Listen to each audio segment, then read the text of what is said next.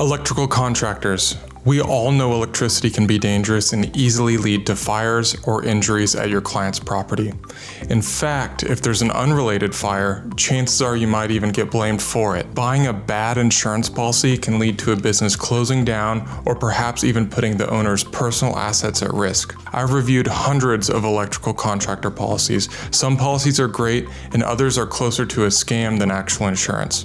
Here are some real pricing examples and an easy guide on how to get good insurance for a good price.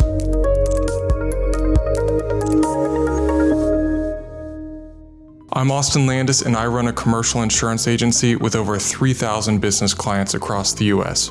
Insurance works very well for large businesses because they get a lot of expertise and have great insurance people at their disposal to help them avoid these traps. I create these videos to give smaller and mid-sized businesses the tools and the resources to never get taken advantage of by insurance companies. Electrical contractors do have risk, and luckily almost all of the risks can be covered by insurance. When talking to electricians, they generally mention wanting to solve the following issues. 1, they have a customer or a general contractor that requires a certificate of insurance. 2, they want certain lawsuits covered specifically for fire damage and injuries. 3, they need coverage flexibility to bid larger jobs. 4, they need bonding for their license and larger projects that they are bidding. And 5, they saw how many exclusions are on their policy and are looking for a more legitimate insurance carrier. This is a pretty easy list to tackle if you partner up with the right insurance company. You want insurance companies that provide certain endorsements for compliance, have the ability to write larger umbrella policies to meet these client requests, and don't add all the bizarre exclusions that make your insurance useless. In the link below, you can download a checklist that, if checked off, will provide you a good long-term insurance program to protect the business and not get scammed. Here is my method for quoting electricians. I secure the general liability first. This is where most of the compliance issues will arise, and it is also where the bad exclusions will live. You can get a very good idea of an insurer's intent to cover claims by looking at the endorsement page. Do not accept operations limitations, subcontractor exclusions, limitation of coverage to business descriptions, subcontractor warranties, or any of these endorsements. Carriers exclude situations where they think the claim is very probable. Please remember this. They add exclusions because they don't want to pay for a claim that they think is going to happen. It is your job to get a policy with as few exclusions as possible for a fair price. Policies with all this junk will be cheaper, but it doesn't actually cover anything. It also puts a crazy burden on you to be perfect with your admin and paperwork, or else you will get stung by one of these limitations.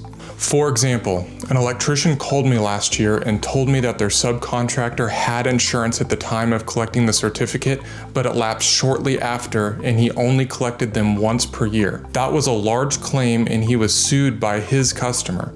The insurance company limited the claim to only $50,000 because of a subcontractor warranty attached to the policy, and they said this was an uninsured subcontractor and nullified the full limit of insurance. This is such an easy problem to fix, guys.